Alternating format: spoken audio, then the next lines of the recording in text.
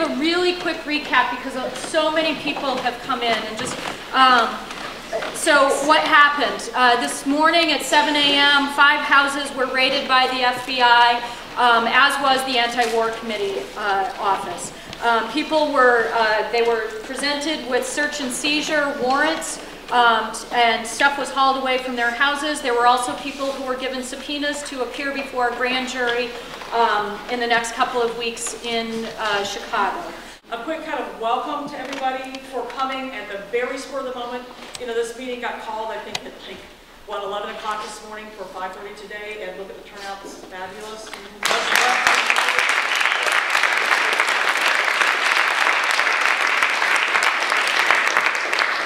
And I want to say why I think it's important that everybody's here, and why, you know, we wanted this meeting to happen, and that's because for those of us who are not affected by this, I feel like we have to say we got your back for the ones who are. Yeah. So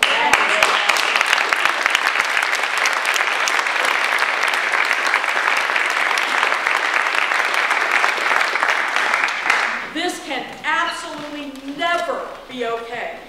And this can absolutely never happen in isolation.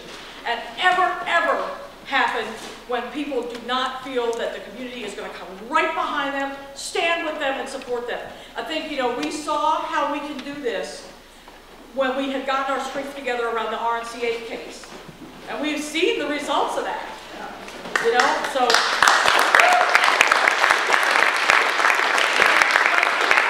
they're not really smart enough to pick up on the fact that we got these people's backs. So they must need another one. So we'll give them one. We're going to make sure that they understand that don't come in the Twin Cities or anywhere and, excuse my language in this terms, fuck with our activists. Not happening.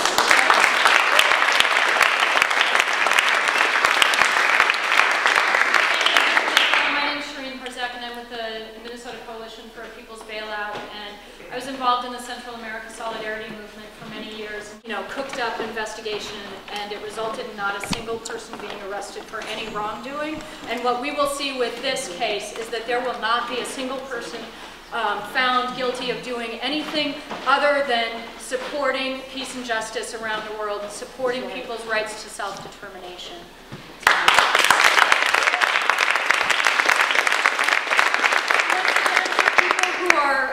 Who just came into the room, there is another event happening here at 7. It's a benefit for the International Workers of the World, the Jimmy John's campaign that's happening. David Rovics is going to be here. I really encourage everyone to stay for that and lend your support to this really important organizing drive. But we want to also just move the meeting along as a result of that. What we have as an agenda, what we want to do is just share some information about what happened here in the Twin Cities. We also want to give an update because this isn't just locally this has happened, it's part of a nationwide raid, so give a bit of information about that. Then Colleen Raleigh is going to just talk very briefly about, you know, kind of why this might be happening now. Then we've got some ideas of what we can do going forward. There's a solidarity statement that Communities United, lots of people put together. Lots of people put together that we want to read and pass out, see if people can sign on to. I want to remind people of what your rights are. If you get visited early in the morning, or in the middle of the afternoon or the middle of the night, know what your rights are. And then we want to talk, most importantly, about action. How are we going to respond to this? We've got a couple of ideas already for what to do. So I think next I want to just call up Jess Sundin, who's one of the people whose houses was raided early this morning. So I'm going to stay sitting because I'm kind of tuckered. But around 7 o'clock this morning, there's a bang at the door. I was still asleep. That was what woke me up today.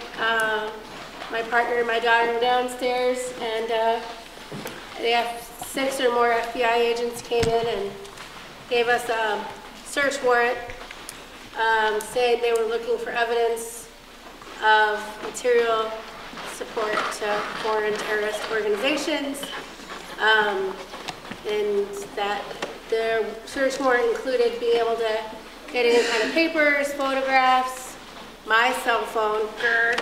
I don't have your number anymore, whoever you are. But the FBI does. But the FBI does, and if you call me, they might answer. My email, my Facebook, if you're my Facebook friend, sorry, you're now subject of an investigation. Anyway, photographs.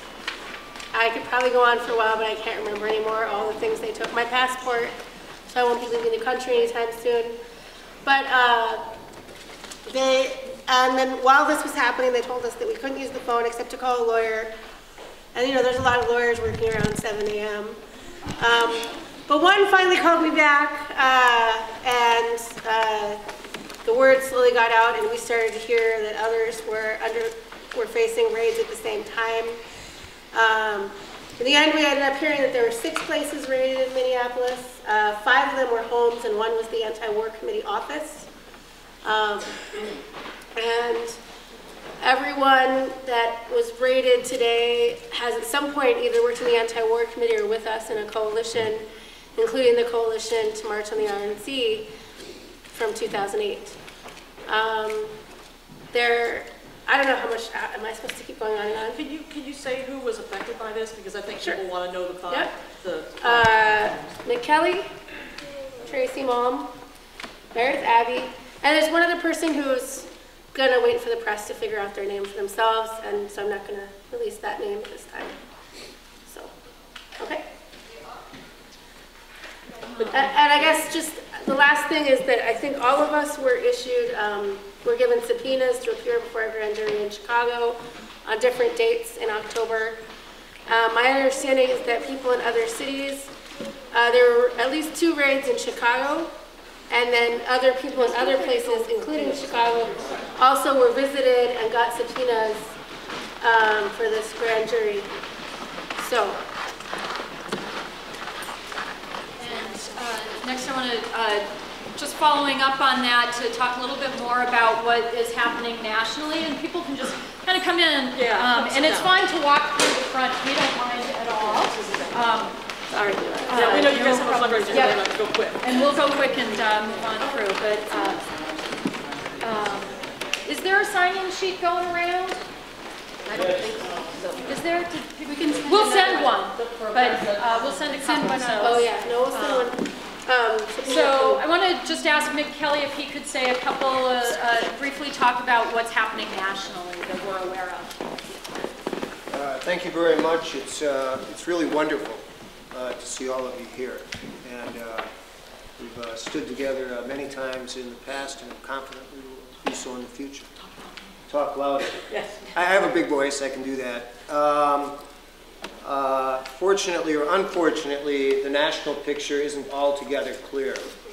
But what's happening is raids are taking place in Chicago. At least one of those raids is still ongoing, where the FBI has invaded someone's home, and it looks like they're getting set to camp out there for a while.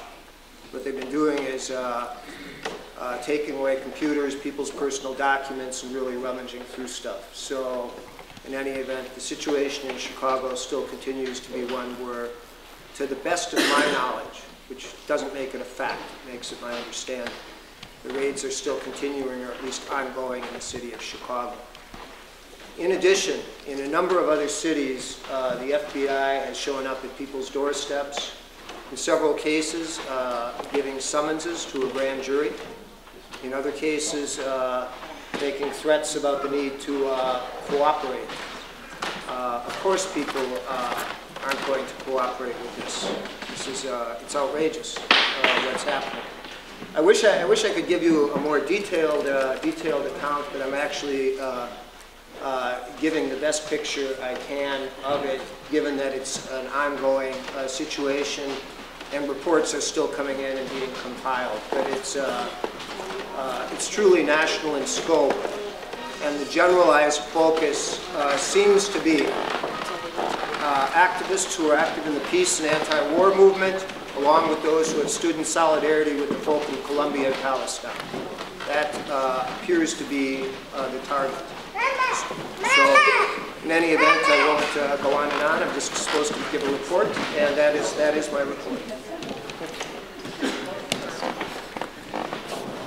Hi, everyone. Also, I'd like to say thank you to everyone for coming. My name is Deb Knichny. I'm a member of the Welfare Rights Committee and the Minnesota Coalition for People's Bailout. And we as well were one of the main organizations that formed the organization to march on the RNC in 2008. So we have always been a long supporter of the anti-war movement. The anti-war movement has been a long supporter of the fight for rights on the domestic level. And just so folks know, we just held a press conference at Jess and Steph's house. There was a lot of media there, and just like what, you know, everybody spoke out strongly and fiercely that this is an outrage, that the FBI has the nerve to come and say that somehow those of us who are opposing these criminal and terroristic acts by the U.S. government against people in other nations, that we are the criminals, and that they have a right to investigate us, and they have a right to look through our stuff. We are doing nothing wrong. We are merely speaking out against the policies of the U.S. government and the people that they happen. We are supporting the oppressed people of the world and the people that our government is attacking. We are supporting them, and that is right, and that is justice, and justice is not the crime. The crime is the war makers who are in Washington, D.C., who are raging these criminal wars across the world.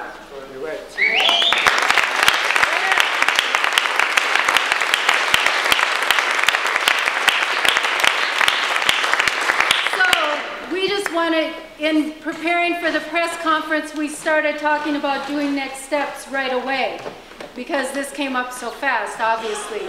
And we want to have a rally on Monday at the FBI, at their headquarters, at 4:30 on Monday. And we want this word to get out as big as possible. We want as many people as possible to be there. This is going out across the nation. This is not the first time this has happened. We all know it. But this is a national attack on anti-war activists and supporters. And so, please, we are going to give the information again, time, place. We just want to put it out right up front. We want the word to go. We want to have as huge of an action as possible to let these people know that this city is not going to stand by and take this while they raid our homes and attack our friends and our families. We're not going to stand by, and they will not silence us. I don't know if anyone was following the news earlier this week, on Monday and Tuesday, but there were two huge breaking national stories about the FBI getting into terrible trouble for having investigated, guess who? Anti-war activists. And Greenpeace, Thomas Merton, Catholic worker, this was between the IG, Inspector General, looked at 2002 to 2006. And actually, he found all these unjustified investigations. The report, if you can find it online, it was just released Monday or Tuesday. On top of that, he actually found that the FBI director lied to Congress because he was told a lie about, they were trying to cover up about investigating an anti-war group. Okay, so this, the incredible thing is, and then also on Monday or Tuesday, the Des Moines Register released its story on Iowa City students who were followed for 9 months in 2008. So what this tells you is that 2002 to 2006, they get into trouble. The IG does a report, says, you know, this is terrible, don't do it again. You have to have some factual justification before launching a case. And they don't listen, they do it in 2008, and here we are again. Quick note, you can complain. You can complain directly to Glenn Fine, Inspector General. You can call him, I don't know his number offhand, but call him, say, hey Glenn, I know you've been busy, but there's more, okay? The other thing is I just found out you can actually, a citizen can make a citizen's whistleblower complaint to the Office of Special Counsel.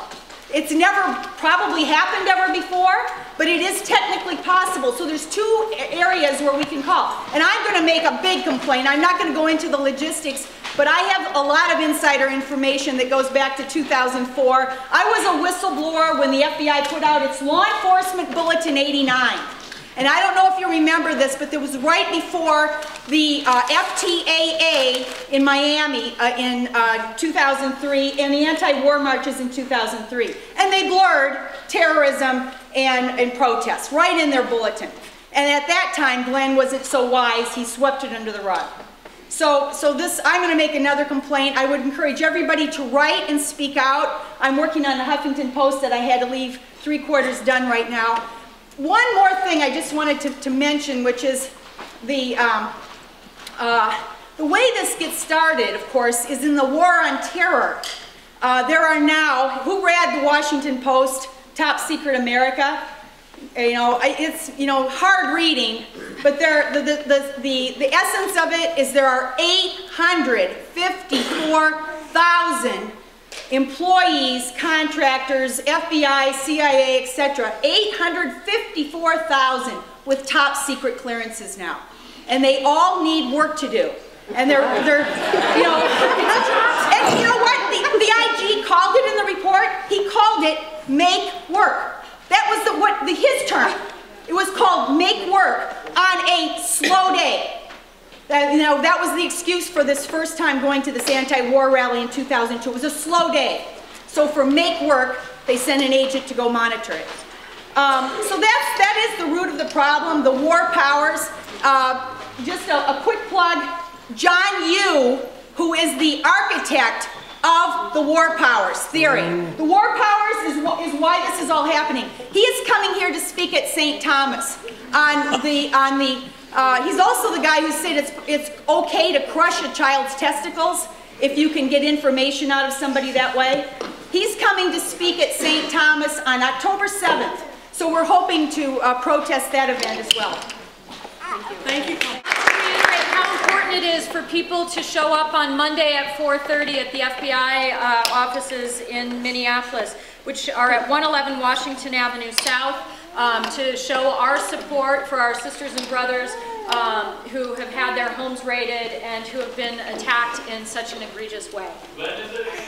Monday at 4:30 at the FBI building, which is at 111 Washington Avenue South. We're going to ask one of the members of the RNC8 to come up and give a quick solidarity statement, and then we're going to present a statement that was written by some folks and then ask you folks to sign on to this statement if you're willing to do so. We have got to keep letting these folks know that we have everyone's back when this stuff goes down.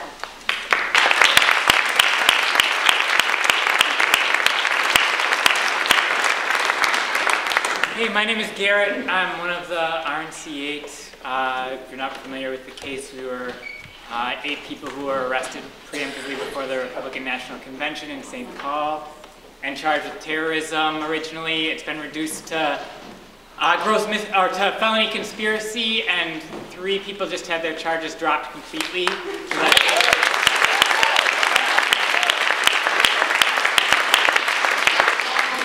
So we still have 4 people who are, myself included, facing 2 counts of felony level conspiracy for our organizing in the lead up to the RNC. But the charges being dropped in the first place, you know, is a big victory for community solidarity and for people speaking out against charges like this and behavior like this with the raids and everything.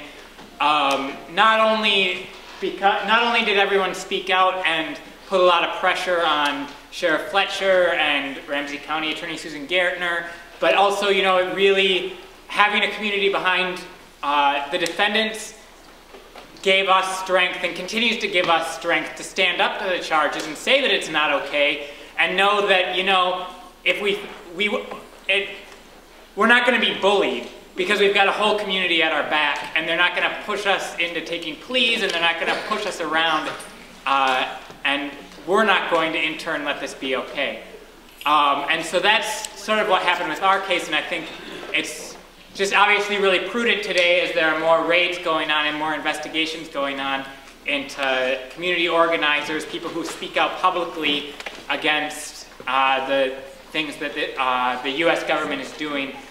And so it's as important as ever, I think, that everyone here, you know, I don't have to tell you why this is wrong or why all these raids are bad. I think people who decide to show up to this probably like get that. But what's really important is that we all stand together through all of this, and I think that, you know, nothing brings the community together like state repression.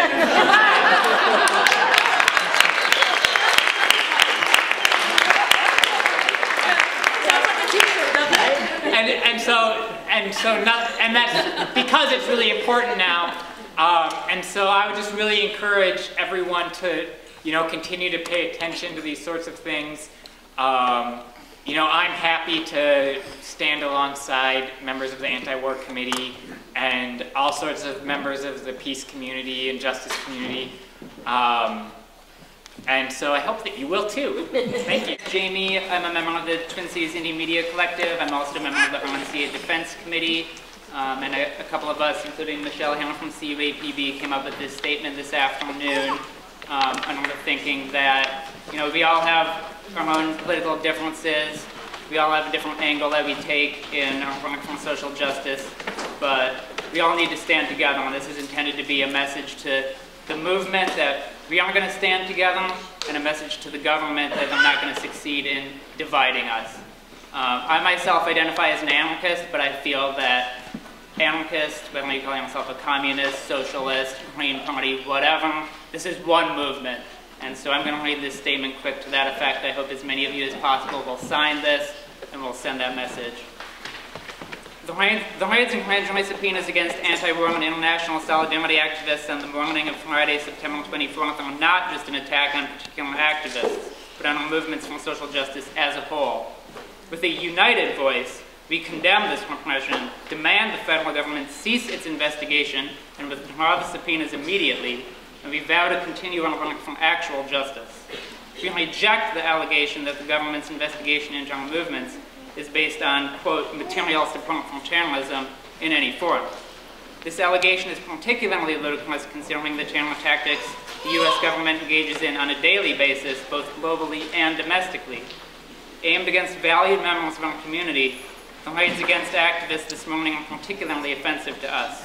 However, we recognize that they are unexceptional instances of repression when compared to the daily crimes against humanity carried out by U.S. imperialism.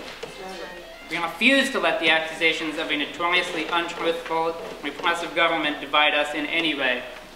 As the Wobblies say, an injury to one is an injury to all. An attack on one of us is an attack on all of us. So we resolve to set aside any ideological or other political differences and respond in solidarity with one another. Our struggle will continue. Just a quick question. Does anybody need one that didn't get one? We have just a few left. I can make copies. And we can make some copies as well. Okay. So we can kind of get, you know. Well, I just wrote a letter to the Pioneer Press in which I said that the plight of the Palestinians is the same as the plight of the American Indians when the Europeans conquered this country and stole their land, and that it should not be a crime to stand up for the Palestinians, and that we do still have freedom of dissent, and that the FBI evidently doesn't know what the Constitution says. This is a travesty of justice. These people should not have been raided. They are not criminals.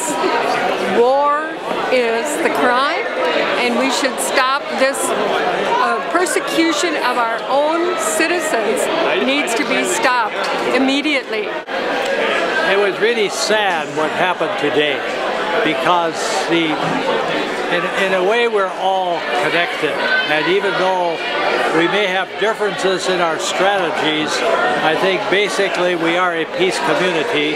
Like, I personally believe very strongly that all our actions, our attitude have to be nonviolent, but we have to speak out against this, what's happening.